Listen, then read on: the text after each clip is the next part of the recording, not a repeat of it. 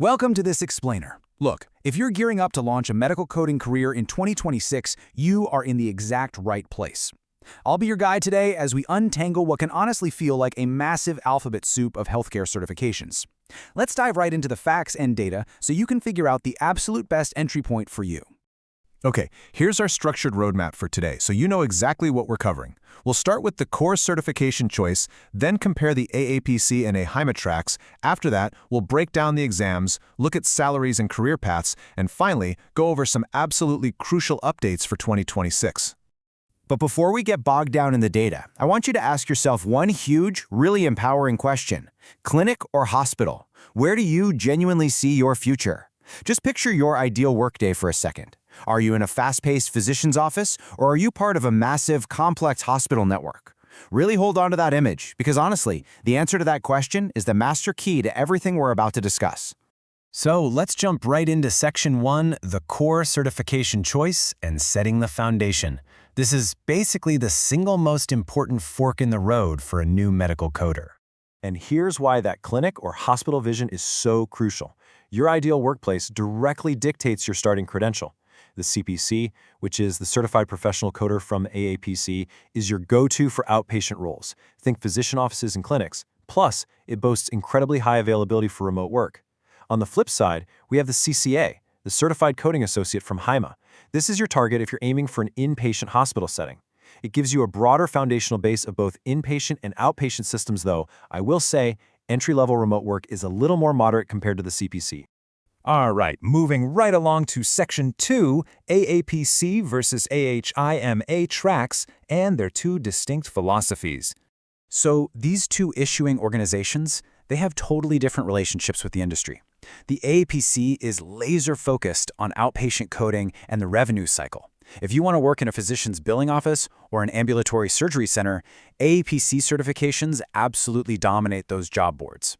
AHIMA, on the other hand, is the heavy hitter for health information management and data governance. Their credentials are deeply embedded in large hospital networks that manage massive volumes of inpatient health data. Which brings us to Section 3, breaking down the exams. Here is what you absolutely need to know about what you'll be tested on. Let's look at the actual content. The CPC exam demands this comprehensive, deep dive knowledge of ICD-10 CM diagnosis coding. And it goes incredibly deep into CPT surgery sections. We're talking integumentary, cardiovascular, digestive systems, the whole shebang. But it doesn't test ICD-10 PCS at all. The CCA, conversely, tests PCS coding right out of the gate.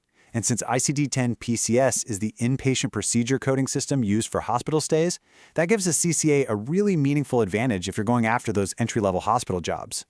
Now for the logistics. The CPC is basically a grueling 4-hour, 100-question marathon.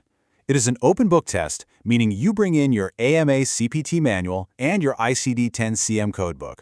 The CCA, though, that's a fast-paced 2-hour, 80-question sprint. And here's the kicker. It is completely closed book. No references allowed at all. You have to rely entirely on memorized coding guidelines and sequencing rules. Now I know what you're thinking. Open book? That sounds way easier. Actually, scratch that. It's a huge myth. Time is your true adversary on the CPC. If you haven't totally internalized the structure of those code books, you literally will not be able to look up the answers fast enough to finish the exam. Knowing exactly where to look is just as important as knowing what the books contain. All right, let's get into the stuff you really care about. Section 4, salaries and career paths, visualizing the money and your future trajectory. What's really interesting here is the clear difference in entry-level earning potential backed by recent ZipRecruiter data. CPC credential holders average $29 an hour, while CCA holders sit around $22. That is a cool $7 per hour premium for the CPC.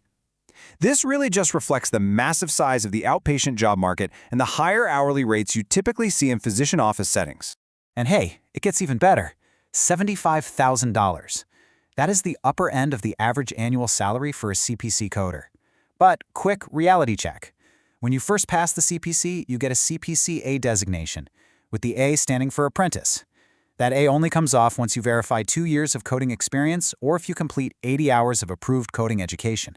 Once that A is gone, though, and you've got that real-world experience under your belt, your earning potential shoots right up into that $60,000 to $75,000 range. Let's map out that timeline on the AAPC track. Year 1, you're doing entry-level work as a CPC-A. By years 2 and 3, your experience is verified and you drop the A. By year 4 and beyond, that's when things get really fun. You can niche down into highly lucrative specialty credentials, think oncology or cardiology, or even pivot into auditing with a CPMA credential. Expert auditors can pull in upwards of $110,000 a year. Now compare this to the AHIMA timeline. It's a completely different trajectory, perfectly mapped out for those of you who want to climb the hospital ladder. Year 1 is your entry-level CCA. In years 2 through 4, you leverage that hospital experience to earn your CCS, which is literally the gold standard for advanced inpatient coding. Then from year 5 onward, you're looking at leadership. You can go after the RHIT or RHIA credentials and eventually become a health information director. That's a role with massive earning potential right at the top of the healthcare administrative ladder. Finally, let's look at Section 5, Crucial Updates for 2026 and how to future-proof your career. The medical field changes its codes every single year, so using current study materials is absolutely critical. For instance, the ICD-10-CM updates effective late 2025 for fiscal year 2026 include 487 brand new diagnosis codes. That's right, 487. We're talking over 100 new codes just for chronic ulcers to add specificity for site and severity, plus expanded codes for neurodevelopmental disorders like autism and ADHD, and enhanced sequencing guidance for infectious diseases. If you use 2024 prep materials, it's pretty much a guaranteed way to fail.